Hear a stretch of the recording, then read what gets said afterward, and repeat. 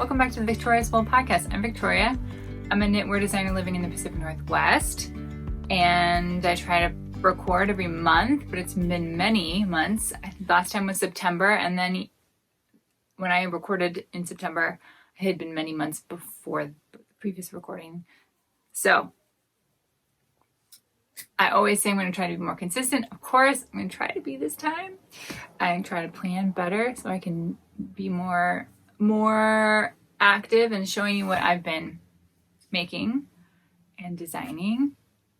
So I have quite the list because it's been so long, and lots to talk about. But I want to show you this hat, and then I'll put my hair up. So my hair is driving me crazy, but I wanted to make sure that I tried this on. I don't think I was done last time. This is the Manhattan hat, and I think I was making it or just finishing it, so I wanted to try it on. I keep folding it. I don't know if you ever experienced when you make a hat that you fold the brim, that like wherever you fold it first and you start wearing it, it gets kinked right there, and it's really hard to get it to refold. So I kinked this one with the brim way too thin, I think, and every time I wear it I try to make the brim thicker, because this hat, I knit it super long so I could have a really thick brim, but it just is like set in place now. It's a little better, but yeah, I made it really boop. It's cute, but this like it shrinks down and then it gets really long, so I love it. It's a great shape. That's my only problem, is that I let it kink too short. But yeah, it's a fun one. I need to knit some more colors. I like the caramel color a lot, but it would be fun to have some other colors. Yeah, that's Manhattan hat. Okay, let me put my hair up now.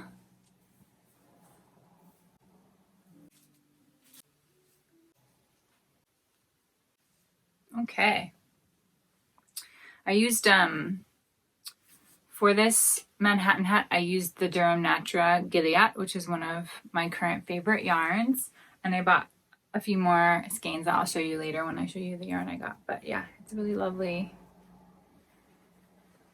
And I'm definitely going to make it again. And I made it super, super long. Sometimes I make hats and then wear them a lot, and they get shorter because when you stretch knitting horizontally, it sort of shrinks vertically sometimes. So I think I also made this one super long because I didn't want that to happen. I wanted it to be like the warm hat, because you roll it 3, you fold it 3, so you fold it twice so that you can have 3 layers of wool on your ears, and it really does keep my nice and squishy right here. Keep my ears warm when it's really cold outside.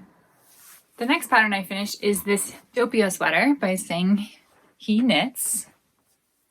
And I made it cropped. I think I also took it in a little bit on the sides, so just so that it would be very cute. I did a 3x1 on my cuffs because I'm starting to get into 3x1 rib. I did 2x2 on the bottom, and I did 1 when I went on the top. So I did all the ribs differently. And I really like this neckline. You fold it over and sew it down, and you also can add a faux seam in on the underside of your sleeves, on the side of the body, and on the raglans that you then go do mattress stitch on, and it just gives this sweater a nice structure, which I really appreciate, because top-down seamless sweaters tend to, it depends on the yarn, but they tend to really hang, they don't have any structure, and putting in a seam really helps with that. So I loved this design for that reason, and I'm definitely going to knit another one. I thinking I have some stash yarn that's green and some green alpaca silk that I could pair with it, because this has mohair in it. This one I used stash yarn. This is Polebridge colorway from the Farmer's Daughter Fibers in their Squish worsted base, which they don't make anymore. I think they make it Squish fingering, and they make a Squish bulky, and it's just a nice merino superwash merino wool. And I had 4 skeins from like 2017 or something, really long time ago. And the 4 skeins, I had 2 that I had bought in store and 2 I had bought online, and the lots were different, and one was more gray and one was more green. And so with the mohair and helical knitting the whole way, I managed to blend all 4 skeins together in what I think is a pretty good blend. And it just, yeah, it's got lots of warm oranges, yellows, and pinks, but the pink mohair I used really blended it all together nicely. I think I used pink clay from Knitting for Olive, their mohair. But I'm thinking of doing a green one because for I think I used the second smallest size, and I thought I was going to run out, and it didn't. And so I used like less than 4 skeins of worsted weight. And then, of course, probably 5 or 6 balls of the mohair. But yeah, total stash buster. So excited. I've had this yarn forever, like I said. And I was really excited that I was able to do it with so little. And I made the sleeves like long enough for me. I probably should have made them longer. Again, bending my elbow tends to shorten my sleeves a lot. It's just something I have to keep in mind. And sometimes I don't want to keep knitting a sleeve, and so I'm like, whatever, it's fine.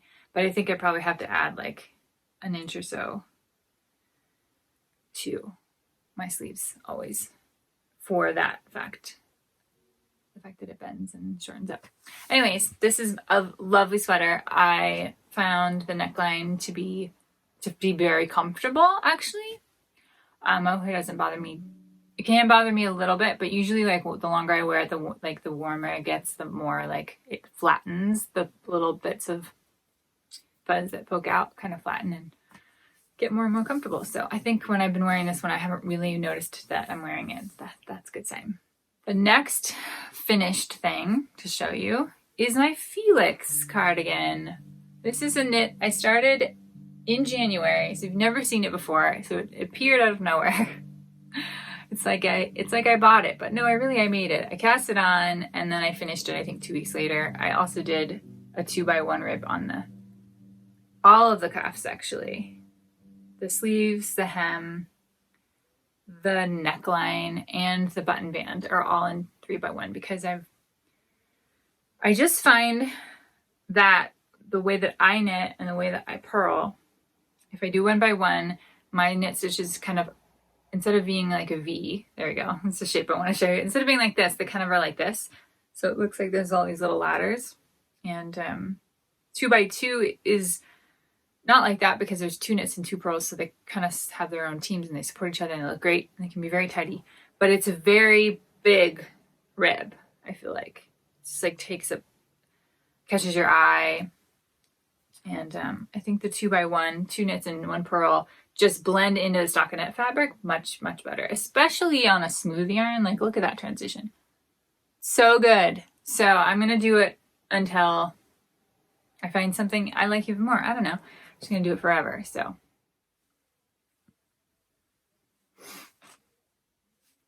I have made this pattern twice already. I made a gray one and a rusty one out of Lopi.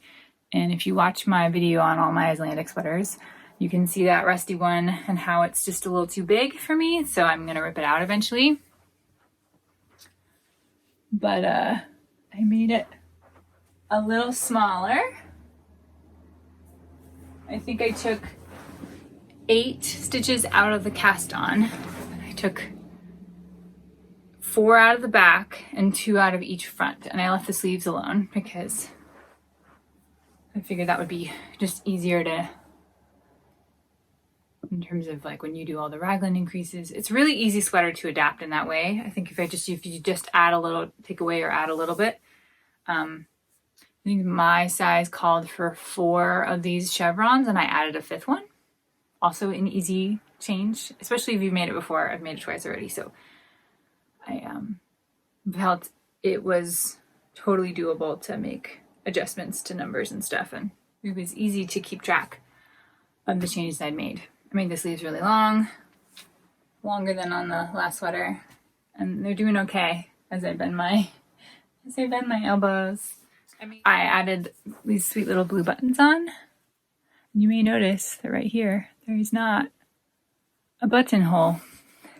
So I just got distracted when I was reading the directions and put the buttonhole on this side where the button's supposed to be. And I didn't notice until after I blocked it. It was dry and I was going to put the buttons on, and I went to put the button on right at the top, number 1, and was like, oh, there's a hole there. There's supposed to be a hole on the other side. So I seamed the hole up and attached the button, and then I thought, I don't need to button the top button. I could have taken the collar out and I could have done it again.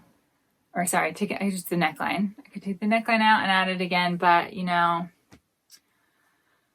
I was putting the buttons on. I was done.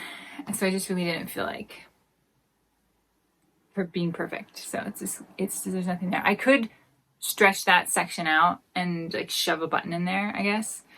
But I think it's great the way it is. I love this pattern. I've knit the pullover version also. I think last winter I did that. So you can go back to, it was probably just a few episodes ago. And I made one out of Peace Fleece worsted, and that's also been worn a lot. I love that one too. So very happy. I kind of need a color in January. I think I'll make something yellow every year, and I should start planning for it in December or something, because it's just such a happy color. It rains a lot here in the Pacific Northwest, and it's very gray. And we all get super pale and need more vitamin D. So I think a yellow sweater would help at least emulate some form of sunshine. But yeah, it was really fun to make, and it fits great.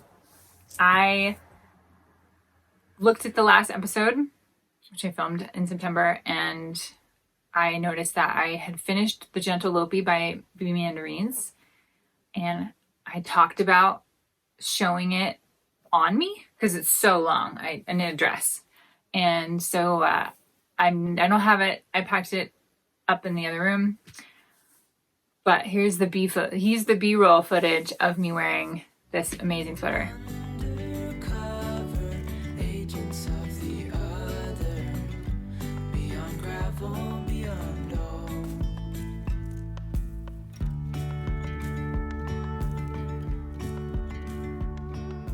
In addition to not posting any podcast episodes on YouTube in like 5 months, I haven't posted any reels or photos to Instagram since I think June of last year. So I've started back up again.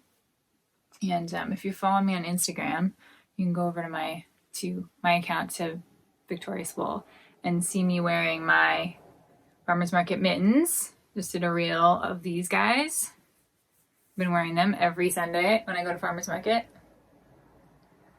Braids on the cuff, the thumb, and the cuff, the other cuff, the finger cuff. I don't know what I'm calling this part, but cables on all three. So yeah, I wear these every week. I have a gray pair also, but I really love the blue. So these are in my coat pocket. Go with me everywhere. And then I also made a reel wearing Meet Cute. I wore this at farmer's market yesterday with the teal part up. One of my favorites. I love the seed stitch and the brioche together. This is really fun. And you get to pick and blend your colors together, which is just lovely.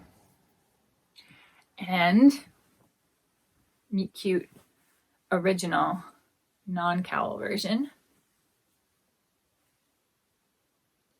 More seed stitch and a little brioche. This is a biggie. It's a blanket shawl. It's really a blanket. I use it for my lap when I'm at my desk, or when I'm in meditation, or when I'm cold sitting on my bed or on the couch. You can wrap around your neck if you like giant neck wraps. So anyways, new reels on Instagram for these 3 patterns that I designed a few years ago, and they're all available on Ravelry and at VictoriousWool.com. So my works in progress are 3, plus a little baby one. I did have a couple shawls. I'm trying to think if I had them. I may have had a Vertices Unite whip in my last episode, but I ripped it out recently because I hadn't felt inspired by any of my projects. So I kind of problem solved or brain dumped and figured out what was really important to me and what I wanted to really do. And knitting a shawl, I had 2 shawls. I had the Traveler shawl by Andrea Mowry and Vertices Unite by Stephen West. Beautiful patterns. They were going to be beautiful, but I just hadn't gotten very far in either of them, and I hadn't worked on them in a really long time. And so I knew that I just didn't care. So they need to go. And I would have shown you, but I took them out. I took them out already. So I just have 3 sweaters now. I think I'm going to wait to cast on anything new until they're done, because I've had them a while. I went back and looked at all the projects I completed last year and what I had started things, because I do keep track of that information in my planner. And this is the oldest whip. I think I started in the spring, and so that's really too long for me. I lose interest really quickly, so I need to finish stuff faster. This is the Diaphanous Raglan, and I am pretty close to being done with one. So you look at all these fun color pooling, like they look like just so perfectly arranged. I hope it happens on the other side, but I don't know if it will, because I'm using the same skein. Maybe it will. I think this is Farmer's Daughter Fiber Mohair, and I have the color name written down somewhere. I've been working on it for so long, I don't remember. It might be J. Rankin. Maybe. Anyways, this is how much mohair I have left to do a whole nother sleeve. So I think I need to stop, cast on the other sleeve. Actually, no, I need to cast the neckline on first. Make sure I have enough mohair to do the neckline. And then cast on the sleeve. And then if I need to make them shorter, I will. I've been working on it for so long, I kind of don't, I care about the outcome, but less than I did before. That's the problem. When you go for a really long time, you lose your motivation, you lose your interest, and then you kind of don't care and you just want to finish. And I used to really finishing has a lot of value. It does have a lot of value. The problem is, if you don't wear it, then what did it matter anyways, whether you finished it or not, if you don't wear it? So I just was going through a bunch of my finished pieces and some samples, and I'm getting rid of some stuff. So I'm kind of thinking about will I wear it? Make sure that I'm making choices that will affect me wearing it. And because if I don't wear it, then it's a whole thing. But yeah, I need to move on this one. I think I need to try it on and see where I'm at. I was thinking I would do the bishop sleeve where it kind of folds over your wrist because there's so much extra fabric, but because I'm getting low on the mohair, I think I won't do that. I think I might, and if I do the other sleeve and I'm getting low, I might pull this back and reduce the stitches and make it a regular sleeve, instead of a billowy sleeve. But it all depends. I'm not Catholic, but Lent is coming up in a couple days, and I like to use that period of time to set a short-term goal, because I'm really good at those. And one of them is to finish 2 out of the 3 sweater whips I have. So I think this one is fairly close. So I'm going to try to finish this one. And then Wednesday, which is the next one I'm going to show you. Wednesday is I think the official title is Wednesday Sweater by Petite Knit. And I'm using this beautiful rusty color. It's one of my favorite colors. Knitting for Olive. I think this is Rust. And this is Amber from Iztex. It's a Plotulopi. And I'm holding it double, so there's 3 strands. And it is coming along. Oh, I just remembered something I was going to show you. I did one sleeve, because I just wanted to do something smaller for a while after finishing the shoulders and then the turtleneck. And I have maybe 6 or 7 inches on the body. For some reason, I've made a lot of Lopi sweaters. And for some reason, this one's really challenging me. It's just taking, I don't know if it's a little denser or if it's just, I don't know, it's taking me a long time. The Gentle Lopi, the dress, that was also Plotulopi, just 2 strands. And that was so easy to knit. I don't understand what's happening now. But it was good to take a break and do the Doppio. It was good to take a break and do this. And this is kind of my main knit right now. I'm about 5 or 6 inches away from splitting the body for the split hem. Let's see if there's a picture in here. Yeah. See how it's split? It's going to be longer in the back. So I'm like a few hours away from that point. It's oversized, so we'll see how it goes. I do really like the look of oversized sweaters. I generally don't like them on me, but I'm trying to change that. I was trying to figure out a way that I could track my progress of the sweater physically so it could be a little bit more engaging. And I kept seeing people using their planners for like reaching goals, and they drew a like test tube shaped thing and they would fill it as they like earned more money or something. And I thought about like, what could I draw? And so I came up with I drew a sweater and he filled it in. I knew that was fun. And I have knit since I drew this, so I get to fill in a little bit more. The last sweater whip I have is Eva by Petite Knit, I think. Yeah, I think it's her as well. And this is a bit of a sad story. This is a cardigan. I think it kind of goes in a V and then buttons. I chose a nice lovely green from Cascade Yarns. This is Cascade 220. This is a yarn I knit my first sweater in, so I was really familiar with it, but it had been a really long time since I used it. And I knit the whole raglan, and I knit like a chunk of the body, and I was like, it looks really big.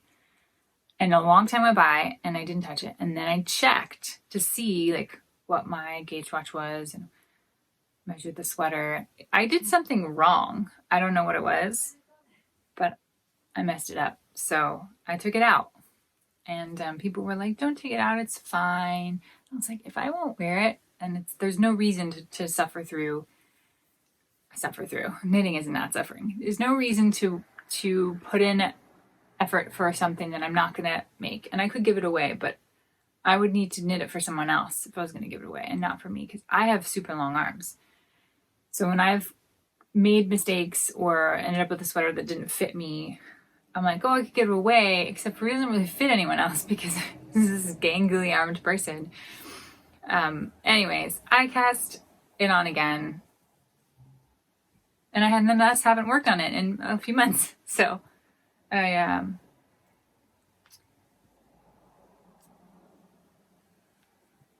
think it's gonna be great. I just, of course, gotta put in the hours. So I'm glad. I felt much better.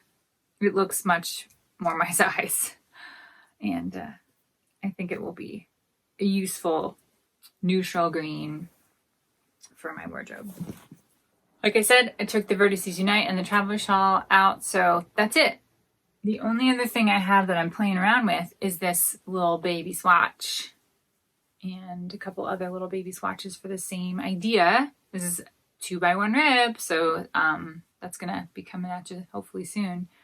I'm just working on the crown decreases of this hat idea, and starting off with a new design for the first time in more than a year. I published a pattern last year, but it was really all work that I did at the fall of 2022, so I haven't designed anything in so long, and I'm just gonna start with something simple and easy. I don't think this will be the final color. I have lots of other colors of Rerum Natura. This is a lovely green. This is a charcoaly black. Fusen and Fort. I love this yarn. I have quite a few colors. This one is Eucalyptus. This is nice. And Merlot. This is a nice one. And Biche. So, yeah. I don't have the crown little swatch. I'm working on trying to figure out what crown shape I like. I personally have a very narrow face, and I, of course, as we all do, fixate on this flaw, right? And so I like hats that have a little bit of body around my forehead that aren't just going to go like... And that's why I like the Manhattan hat, because it had the triple layer brim, and so it built horizontal fabric this way. And so that's what I'll be aiming for, is like some version of a 2x1 ribbed hat that gives me some body. I don't think I'll have a roll, but we'll see. We'll see. Like I said, I was going through my finished objects and like finding stuff that I'm not wearing, and I don't know, I feel like really like take it or leave it right now. And there has been times where I've really loved having such a big finished object stash, and I was just really all of a sudden was like, I don't want to wear any of these, and I don't want them anymore, and I'm just going to take them to my local... We have a really popular, well-supported local secondhand store that people line up to go to, and so I know that there will be people who find a lot of the things that I've made and they'll put them to good use. And so a lot of the hats that I store-bought from years ago that I never wear, they went into the bags for our thrift store today, and some hand-knit sweaters. I took some hand-knit sweaters I think in the fall last year, and I felt okay about it. And I could sell them online and stuff, but like I said, they fit me, and it's weird. I don't want to charge anyone for something that I don't find valuable anymore. Someone else was like, oh, take it to the secondhand store where you can get consignment. And I could do that. I just kind of want it to be done. Like, I make the decision that I don't want this thing in my life. And I love that I can just put it in a paper bag and take it to the secondhand shop. And I don't have to talk to anyone about it. And they don't like have to evaluate it or decide they want it or not. It's just like, it's in the bag and it's gone, you know? And then maybe I might see it on someone in town, and that's its own thing, but I don't know if that'll ever happen. So I really just, when I get rid of regular handmade or regular store-bought clothes, is I feel the same way too. Like, I just want them out of my life. I've decided that there's no longer for me. So there's some sweaters I even knit like a year and a half ago that made it into the bag, and they're gone.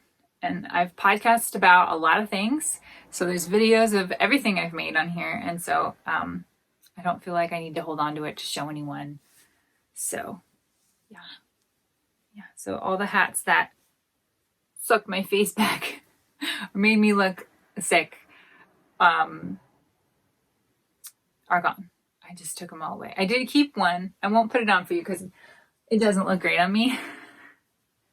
I'm sure I've podcasted about it before, but it's so comfortable. This is wool folk yarn. It's so comfy, and I was wearing it today, and I was like, you know what? I think I'm going to keep this one.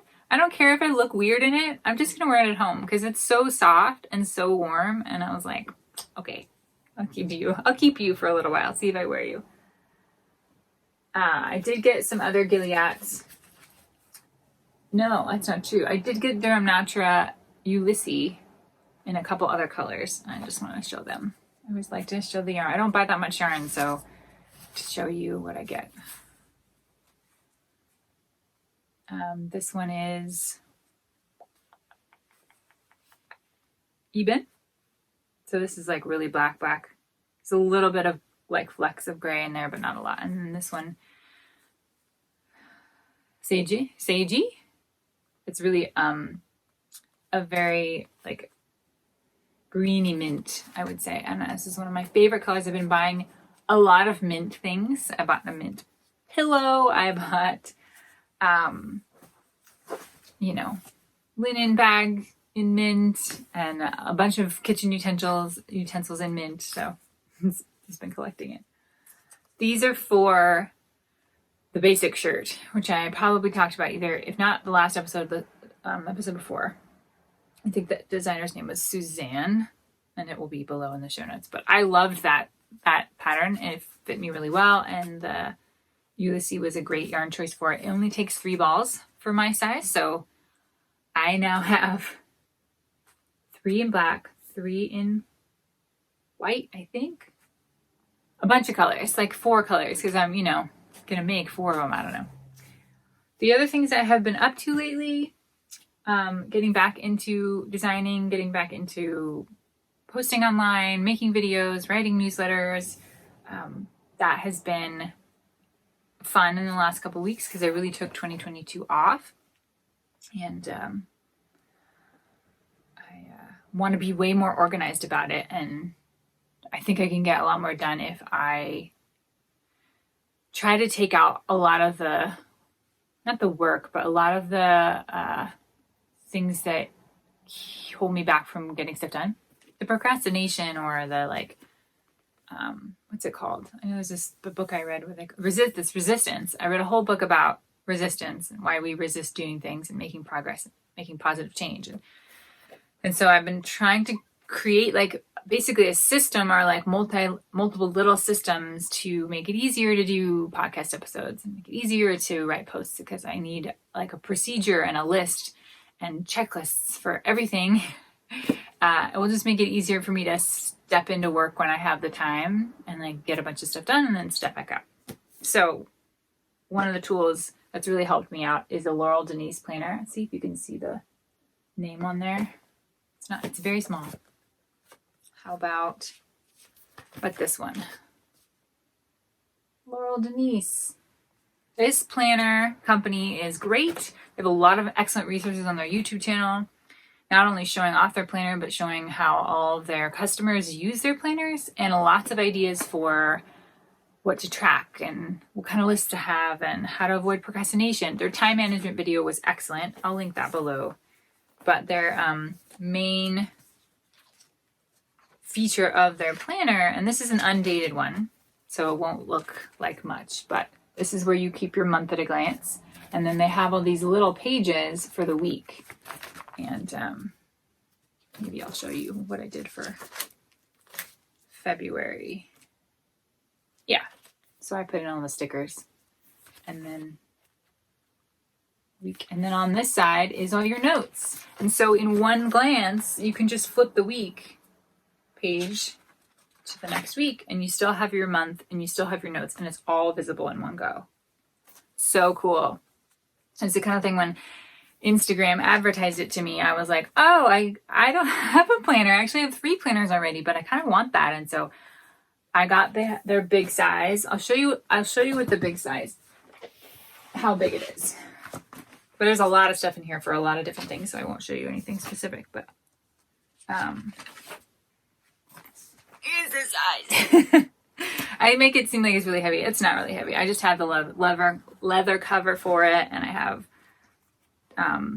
all kinds of things stuffed into the pockets and stuff, and I'm just obsessed. Like the first couple of weeks were just so wonderful. And if you like paper products and you like planners and you like organization, this is just heaven. It's so fun. It's so fun to plan things.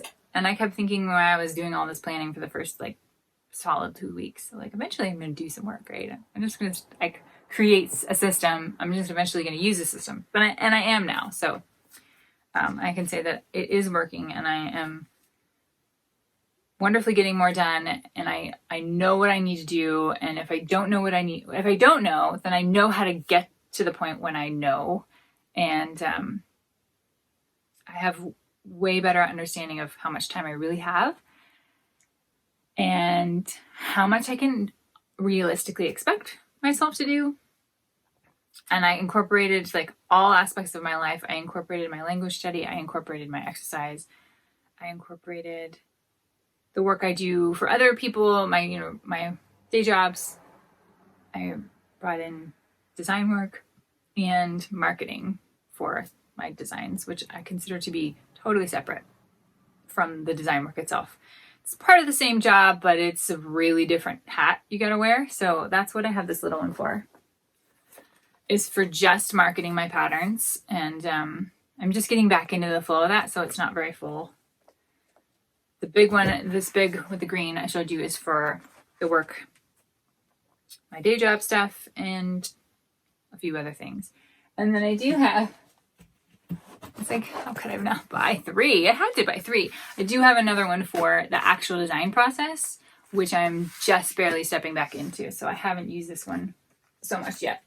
But I also have a vertical time blocked planner that I've been using for many years. And I just started making it so beautiful and detailed, and it just makes me so happy. That one I'm actively in every day. This big green one I'm actively in every day. And then I have a habit one for exercise, Korean study, and the rotating self-care habit I'm doing every month this year. So instead of trying to add a third habit thing, third thing to do every day, I'm rotating every month and doing a different one.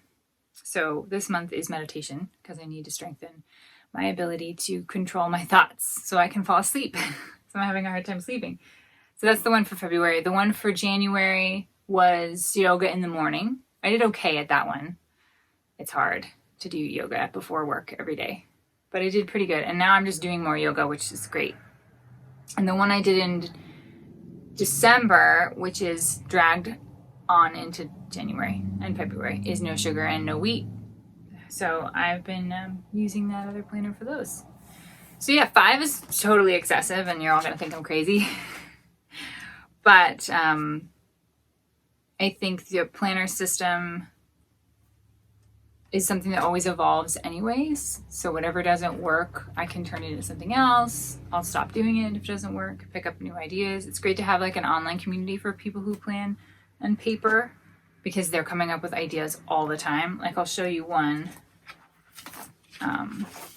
I generally like analog better than digital. I do have a digital Notion account for online calendars. I do use Google Calendars a little bit, but this is a knitting tracker. If I could show you.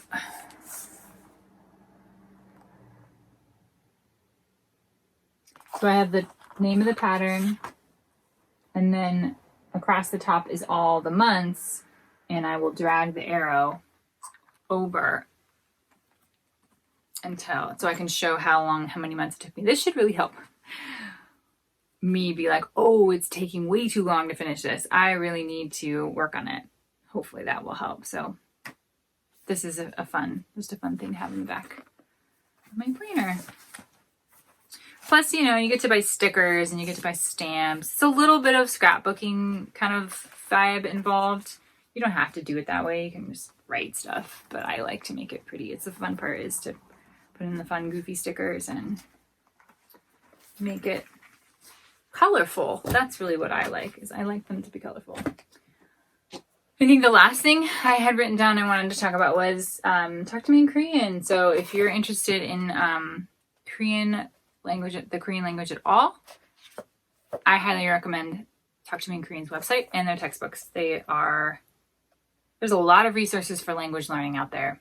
Depending on what language you learn and how trendy it is to be learning it, you'll find a variety of apps and websites and books. And I think having a textbook that also has podcast recordings of each lesson, so they talk about the same things that are in the textbook, is super helpful, because I can go through the textbook and write notes, and then I can listen to them the next day, talk about it, and also the audio for learning all the phrases and stuff. So I highly recommend this. I do half a lesson every day, and it's really fun.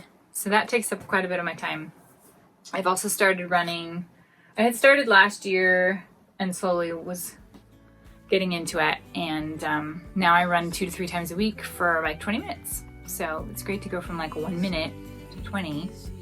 And so far my body's feeling great with it. And I always feel really good after. So that's what I've been doing with my time. I hope you've been knitting something fun. So thanks for watching and I'll see you later.